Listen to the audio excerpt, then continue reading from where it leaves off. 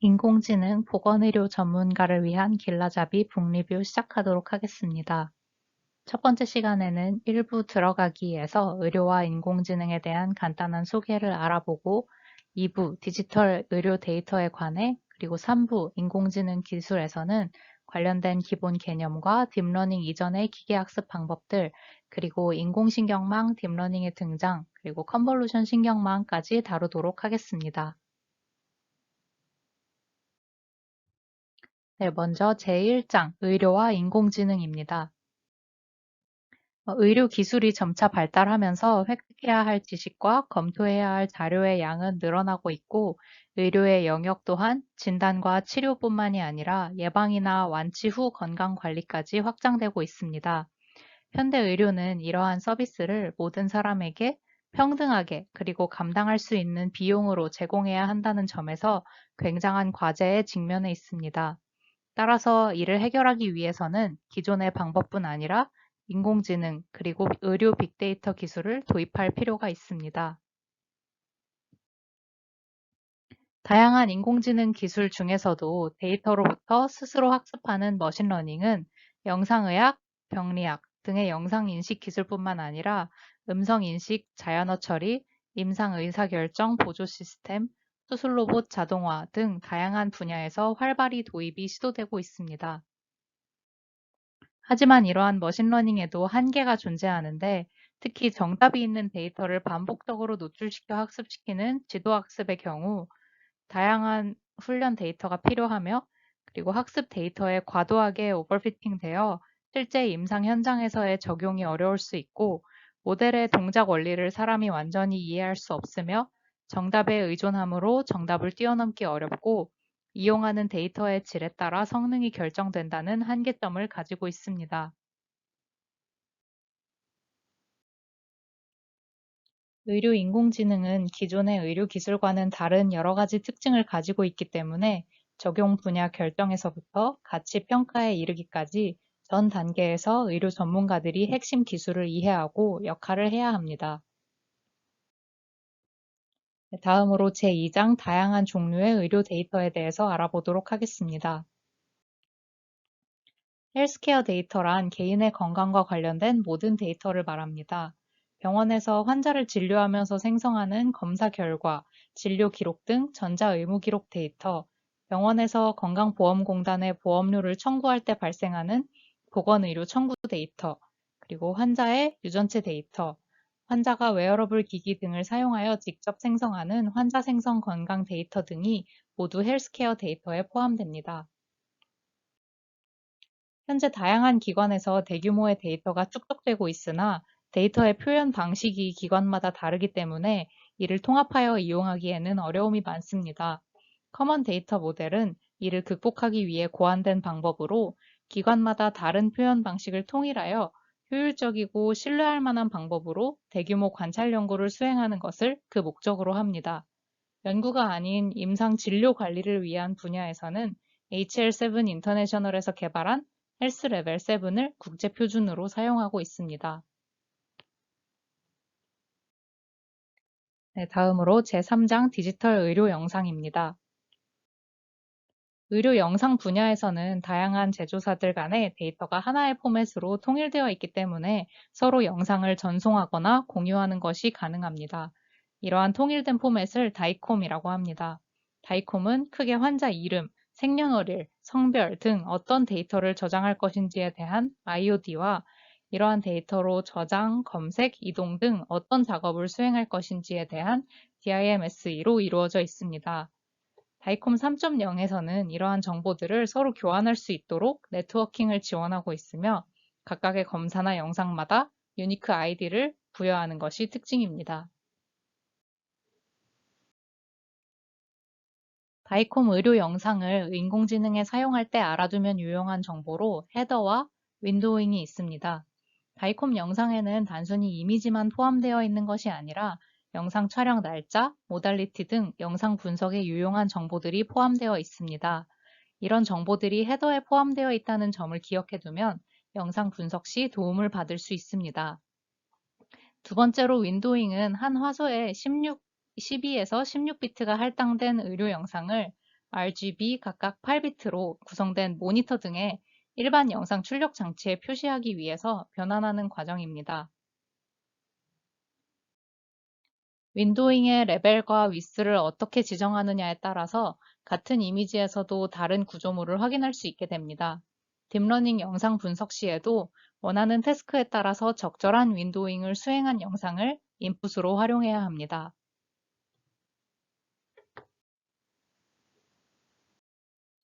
네, 다음으로 제4장 인공지능 관련 기본 개념 및 필수 용어 정리입니다.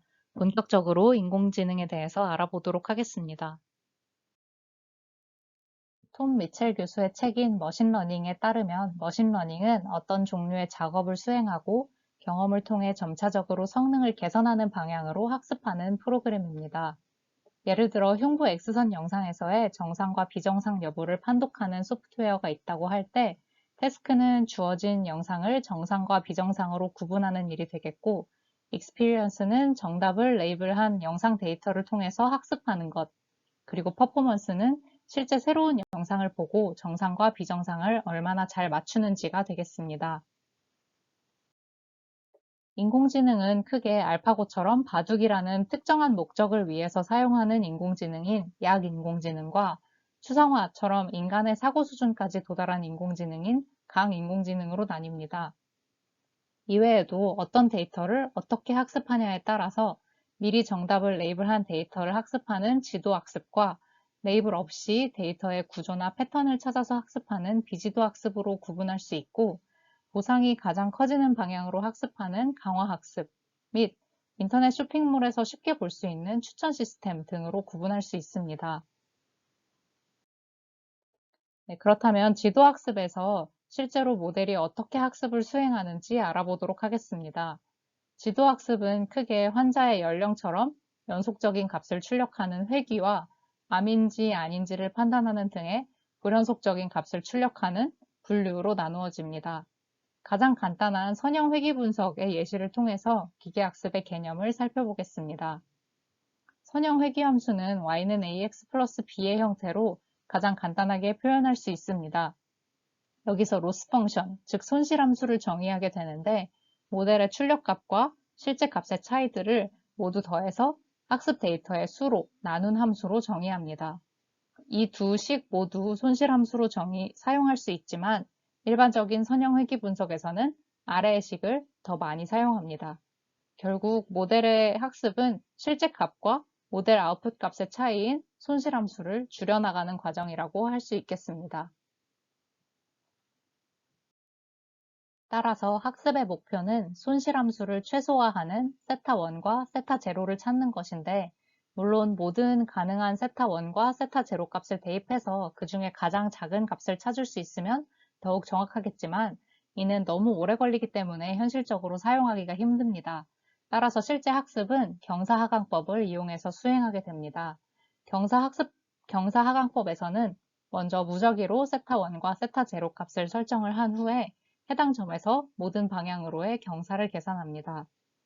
계산한 경사 값들 중 가장 높이가 낮아질 수 있는 방향으로 일정 정도 전진을 합니다. 또 새로운 점에서 마찬가지로 모든 방향으로의 경사를 계산하고 이를 반복해서 수행하면 더 이상 낮아지는 방향으로 갈 수 없는 어떠한 지점에 도달하게 되고, 이를 전체 함수에서의 최저값은 아니지만 일부 지역에서의 최저값에는 도달했다고 하여 지역 최저값이라고 부릅니다. 경사하각법을 식으로 표현하면 다음과 같습니다. 먼저 경사를 계산한다는 것은 미분으로 표현할 수 있고, 그리고 낮아지는 방향으로 진행하고 싶기 때문에 앞에 마이너스가 붙게 되며 한 번에 얼만큼 전진할 것인지를 알파로 나타낼 수 있습니다.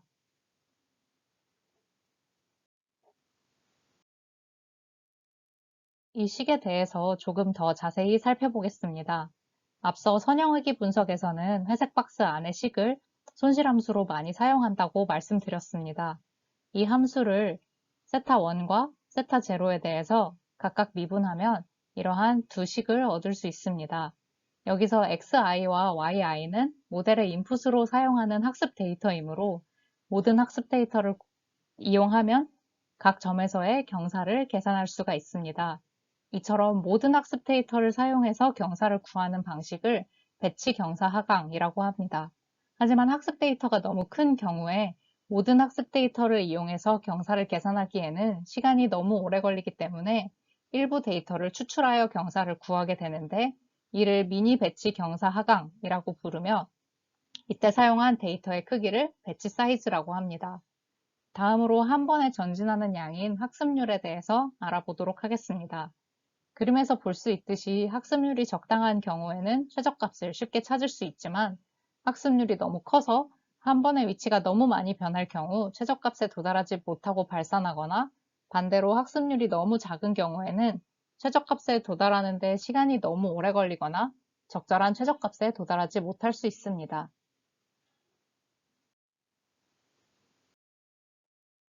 지도학습 중 불연속 값을 다루는 분류의 경우에도 회귀함수와 손실함수를 정의한다면 비슷한 방법으로 학습하여 답을 찾을 수 있습니다. 분류의 경우 암인지 암이 아닌지 등 결과가 0 또는 1로 나오기 때문에 회귀함수는 출력값이 0과 1 사이이며 앞서 살펴보았던 것처럼 경사하강법을 적용하기 위해 미분 가능한 함수이면 좋을 것입니다. 이러한 함수로는 그림과 같은 S자 모양의 로지스틱 함수가 있습니다. 손실 함수의 경우 답이 맞거나 틀리거나 두 가지 중 하나이므로 출력값이 맞을 경우에는 0, 그리고 틀릴 경우에는 무한대의 값을 가지는 함수이면서 미분 가능한 함수이면 좋을 것입니다. 이러한 조건을 만족하는 함수로는 마이너스 로그 함수가 있습니다. 앞서 말했던 두 함수를 식으로 표현하면 이와 같고 y값이 0 또는 1인 경우를 나누지 않고 하나의 수식으로 합치면 아래의 식과 같이 표현할 수 있습니다. 이를 바이너리 크로스 엔트로피라고 합니다. 결국 로지스틱 회귀 알고리즘이 하고자 하는 일은 오른쪽 그림과 같이 다양한 데이터가 있을 때 이들 사이에 적절한 경계선을 그려 데이터를 분류하는 것이라고 하겠습니다. 일반적인 인공지능 학습을 위한 단계는 다음과 같습니다. 가장 먼저 해결하고자 하는 문제를 명확히 설정하고 정답 레이블링을 수행하고 입력 변수의 크기를 맞추는 정교화나 영상을 적절한 크기로 변환하는 데이터 전처리 과정을 거칩니다. 여기까지 단계에 거의 대부분의 노력과 시간이 소요되게 됩니다. 다음으로 모델 학습을 진행하는데 일반적으로 학습 데이터를 둘로 나누어 절반은 모델의 학습에 사용하고 나머지 절반은 설정 인자를 맞추는 데 사용합니다. 이후 학습이 완료된 모델을 이용하여 테스트를 수행합니다.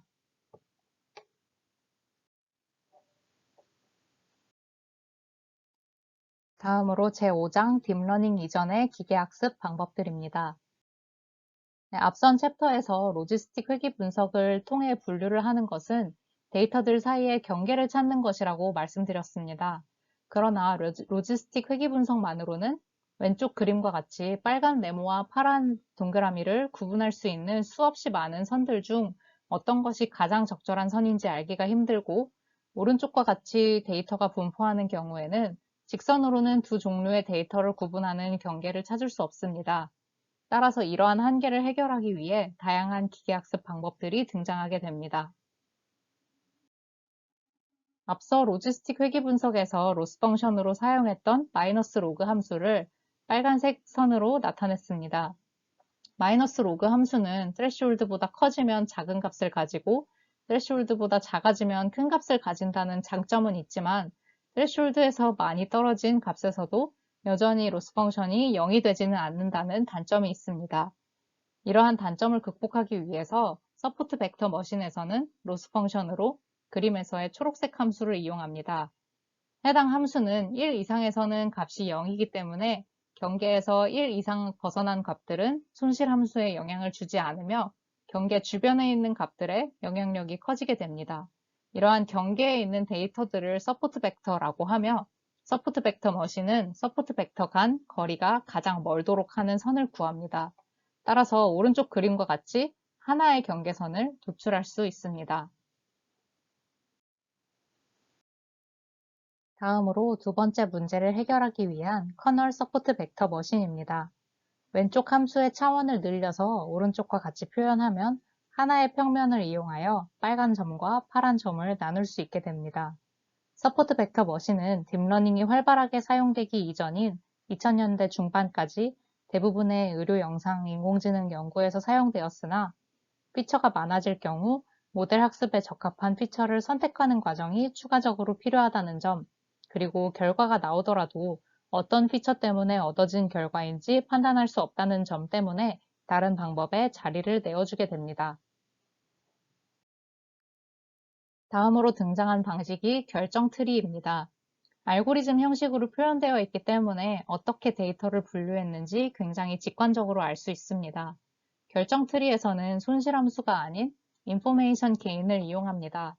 현재 단계에서 어떻게 데이터를 나눠야 다음 단계에서 데이터를 더 잘 구분할 수 있을지를 기준으로 현재 단계의 트레시홀드를 설정하고 모든 데이터를 구분해낼 때까지 이를 반복합니다. 어떤 특징 값에 어떤 값이 트레시홀드로 사용되는지 알고 있기 때문에 중요한 특징 값을 선별할 수 있고 이해하기 쉽기 때문에 현재까지 이용되고 있는 방식입니다. 이러한 결정 트리를 조금 더 보완한 방식이 랜덤 포레스트입니다. 데이터 전체를 하나의 결정 트리 안에 넣는 것이 아니라 중복을 허용하여 샘플을 추출하고 각각에서 결정 트리를 만든 후 여러 모델에서 나온 결과를 종합하여 최종 결과를 제시합니다. 여기서 샘플을 뽑는 과정을 부트스트랩이라고 하고 다시 합치는 과정을 앙상블이라고 합니다. 마지막으로 살펴볼 K평균 군집화는 답을 알고 있는 지도학습이 아닌 답을 모르는 데이터들을 비슷한 것끼리 묶는 클러스터링, 즉 비지도학습을 하는 방법입니다. 먼저 주어진 데이터에서 랜덤하게 두 개의 중심값을 잡고 각 데이터들을 어느 중심값과 가까운지를 기준으로 두 그룹으로 나눕니다. 다음으로 각 그룹의 평균을 새로운 중심값으로 하고 앞의 과정을 반복적으로 수행을 하게 되면 데이터를 군집으로 나눌 수 있습니다. 지금까지 딥러닝 이전의 기계학습 방법에 대해 알아보았습니다. 제6장 인공신경망 그리고 딥러닝의 등장입니다. 딥러닝을 이해하기 위해서는 먼저 신경세포의 작동 방식을 이해해야 합니다. 신경세포는 덴드라이트를 통해 다양한 다른 신경세포에서 신호를 받고 셀바디에서 이 정보들을 통합하여 파이어링 할지 여부를 결정한 후 엑손을 통해 다음 신경세포에 정보를 전달합니다. 퍼셉트론도 이와 같은 구조로 이루어져 있습니다. 각각의 인풋 노드로부터 정보를 받고 웨이트를 반영하여 이를 모두 합해 계산한 후 액티베이션 펑션을 적용하여 아웃풋을 냅니다. 이때 서메이션 과정에서 인풋 값과 무관하게 일종의 상수항으로 작용하는 값이 있을 수 있는데 이를 바이어스라고 합니다. 바이어스가 너무 큰 경우 인풋 데이터의 영향력은 적어지고 바이어스 값이 주로 결과값을 결정하게 되므로 모델은 단순해집니다. 이러한 문제점을 언더피팅이라고 합니다. 반대로 바이어스에 비해 웨이트가 너무 큰 경우 모델은 인풋 데이터에 매우 민감해지며 복잡해집니다. 이럴 경우 모델이 학습 데이터에만 너무 특화되게 맞추어져 새로운 데이터에서는 제대로 작동하지 않는 경우가 생기는데 이를 오버피팅이라고 합니다.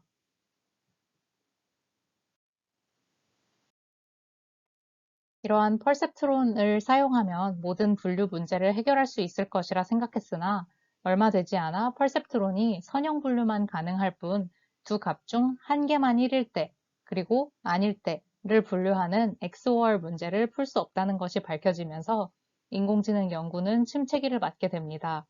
이러한 XOR 문제에 대한 해결책이 바로 멀티레이어 펄셉트론이었습니다.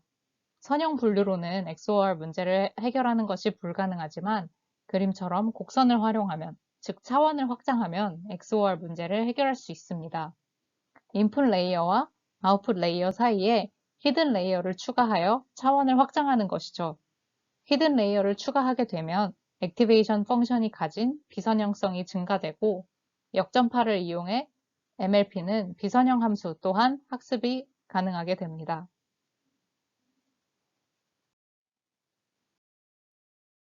하지만 레이어가 추가되면서 모델이 훨씬 더 많은 수의 파라미터를 학습해야 했고 단순히 파라미터 값들을 무수히 넣어보면서 답을 찾는 방식으로는 더 이상 학습이 어려워졌습니다. 이를 해결하기 위한 학습 방법이 바로 백프로파게이션입니다. 연산을 수행한 후 아웃풋과 실제 데이터의 차이인 에러를 계산을 하고 이를 반영하여 파라미터를 재조정하는 방법입니다. 학습 방법으로는 앞서 나왔던 로스 펑션을 그레디언트 디센트를 이용하여 최소화하는 방법을 이용합니다. 이처럼 멀티레이어로 구성된 퍼셉트론을 딥 뉴럴 네트워크라고 부르고 백프로파게이션을 이용한 딥 뉴럴 네트워크의 학습 방법을 딥러닝이라고 부릅니다. 네, 딥러닝이 화려하게 등장했으나 다양한 이유로 실제로 학습이 잘 되지 않는 경우가 많았습니다. 첫 번째 문제점은 베니싱 그레디언트입니다. 초창기 액티베이션 펑션으로 시그모이드 펑션을 이용했는데 이 함수는 미분하면 최대 0에서 0.25 사이의 값을 가집니다. 층이 하나일 때는 큰 문제가 되지 않지만 이는 레이어 여러 개가 겹쳐지면 한 레이어를 거칠 때마다 그레디언트가 4분의 1 이하로 감소한다는 의미가 되고 결국 깊은 층에서는 그레디언트가 0에 가까운 값으로 수렴하여 더 이상 학습이 진행되지 않게 됩니다. 모델의 앞단으로 갈수록 그레디언트가 작아지게 됩니다. 이후 다양한 액티베이션 펑션들이 시도되었고 미분값이 0 또는 1인 Rectified Linear Unit 함수가 제시되면서 베니싱 그레디언트 문제가 어느 정도 해소되었습니다. 실제 모델을 만들 때에는 모델에서 요구되는 논리니어리티에 따라서 적절한 액티베이션 펑션을 선택하여 사용하게 됩니다. 두 번째 문제점은 Course of Dimensionality입니다. 파라미터가 많아지고 백프로파게이션까지 수행하게 되면서 계산량이 너무 많아졌고 계산 속도도 느려지게 되었습니다. 따라서 전체 데이터를 이용해 에러를 계산하는 대신 미니 배치로 데이터셋을 나누어 에러를 계산하고 웨이트를 조절하는 방식을 이용합니다. 세 번째는 오버피팅입니다. 이상적으로는 충분한 빅데이터를 확보하여 오버피팅 문제를 해결하는 것이 좋겠지만 일반적으로 구할 수 있는 데이터의 양에는 한계가 있으므로 다양한 방법을 이용합니다. 만약 영상 데이터라면 영상을 회전하거나 좌우 반전시키는 등 데이터 증강을 이용하여 추가 데이터를 확보하거나 웨이트가 너무 커지지 않도록 웨이트가 커질 때 손실함수를 크게 하는 레귤러리제이션 텀을 추가하거나 일부 노드를 비활성화시키는 드롭아웃 방법 등이 시도되었습니다.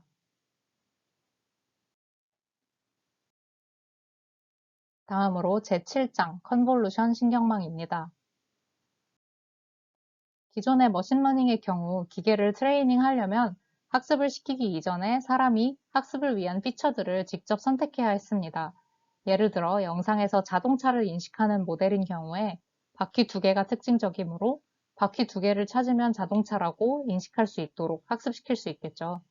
이 방법도 어느 정도는 기능을 할 수 있지만 똑같이 바퀴가 두 개인 자전거의 이미지도 자동차라고 하거나 새로운 이미지를 인식시키려면 매번 새로운 피처를 사람이 직접 찾아서 적용해야 하는 문제점이 있었습니다.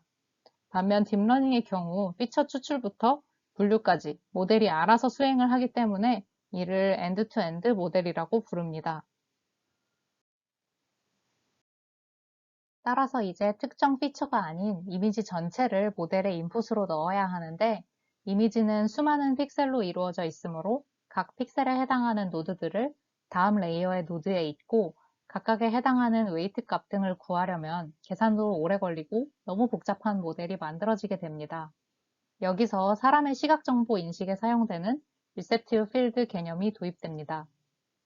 사람이 어떤 물체를 인지할 때 모든 뉴런이 모두 전체 이미지를 인식하는 것이 아니라 어떤 뉴런들은 세로선, 어떤 뉴런들은 동그란 모양, 이런 식으로 각 뉴런들이 인식하는 이미지가 다르고 이를 통합하여 이미지를 인식합니다.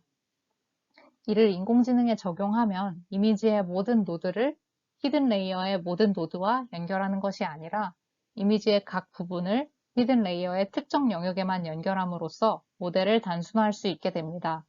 이렇게 이미지의 특정 부분에 집중하여 필터 또는 커널을 연산하여 새로운 피처 맵을 구성할 수가 있는데 이 과정을 컨볼루션이라고 합니다. 컨볼루셔널 뉴럴 네트워크는 인풋을 넣으면 컨볼루셔널 레이어를 통해서 피처를 추출하고 풀링 레이어를 통해서 차원을 축소하여 이미지를 최종적으로 분류하는 구조입니다.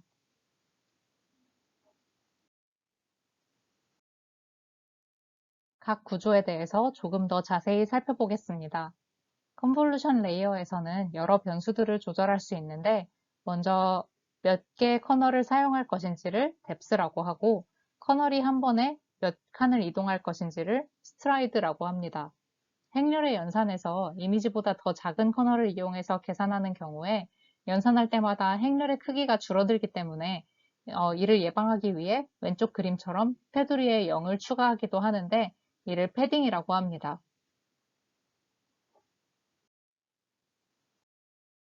다음으로 풀링 레이어는 학습에 유효한 피처만을 선별하는 과정입니다. 최대값만을 취하는 맥스 풀링, 그리고 평균값을 취하는 에버리지 풀링 등이 있지만 이 과정에서 정보의 손실이 발생하므로 최근에는 컨볼루션 레이어에서 스트라이드를 이용해 피처 맵의 사이즈를 줄이고 컨볼루션 레이어 사이사이에 풀링을 수행하지 않고 마지막 단계에만 글로벌 풀링을 수행하기도 합니다. 이렇게 컨볼루션과 풀링을 거치면 처음에 비해 선별되어 단순화된 피처 맵을 도출할 수 있게 됩니다. 이를 Fully Connected Layer라고 하고 이를 멀티레이어 퍼셉트론에 넣으면 아웃풋을 구할 수 있습니다. 최근에는 Fully Connected Layer 연산이 비효율적이기 때문에 잘 이용하지 않습니다. 1989년 최초로 컨볼루션 연산을 이용한 르넷이 등장한 이후 다양한 CNN 모델들이 개발되었습니다. 2012년부터 본격적으로 대부분의 연구자들이 영상 인식 문제를 CNN 모델로 해결하기 시작했는데 그 시초가 된 알렉스 넷은 최초로 Rectified Linear Unit을 활성화 함수로 사용했고 학습 과정에 드롭아웃을 도입하였습니다. 2013년에 ZF넷은 성능도 이전에 비해서 향상되었지만 CNN의 피처 추출 과정을 이해하기 위한 비주얼라이제이션 기법을 최초로 도입했다는 데에 의의가 있습니다. 2014년에 VGG넷은 레이어를 깊게 하는 것이 성능 향상에 도움이 된다는 것을 증명하였고, 구글넷은 큰 크기의 커널 하나보다 작은 커널 여러 개를 사용하는 학습이 더 효율적임을 보였습니다. 또한 하나의 레이어에 여러 종류의 커널을 사용하는 인셉션 모듈을 적용하였고, 중간에 원바이 원 컨볼루션 커널을 이용하여 늘어난 복잡도를 축소하였습니다. 이를 통해 학습 능력과 효율을 모두 극대화할 수 있었습니다. 2015년 레즈넷의 경우 베니싱 그레디언트 문제를 해결하기 위해 각 레이어를 뛰어넘는 스킵 커넥션을 통해서 레지듀어를 계산하였습니다. 이를 통해 깊은 레이어 구조에도 불구하고 학습이 가능하였고 성능이 개선될 수 있었습니다. 2016년에 댄스넷은 레즈넷에서 더 발전된 형태로 스킵 커넥션을 전체 네트워크의 다른 레이어에 모두 연결하여 보다 적극적인 피드포워드 네트워크를 구축한 형태입니다. 이러한 CNN을 이용하면 단순히 이미지를 분류할 뿐만이 아니라 해당 객체의 위치를 찾는 디텍션이나 객체의 위치를 찾아서 픽셀 단위로 표시해주는 세그멘테이션 작업 또한 수행할 수 있습니다. 이상으로 인공지능 보건의료 전문가를 위한 길라잡이 북리뷰 첫 번째 시간을 마치겠습니다. 감사합니다.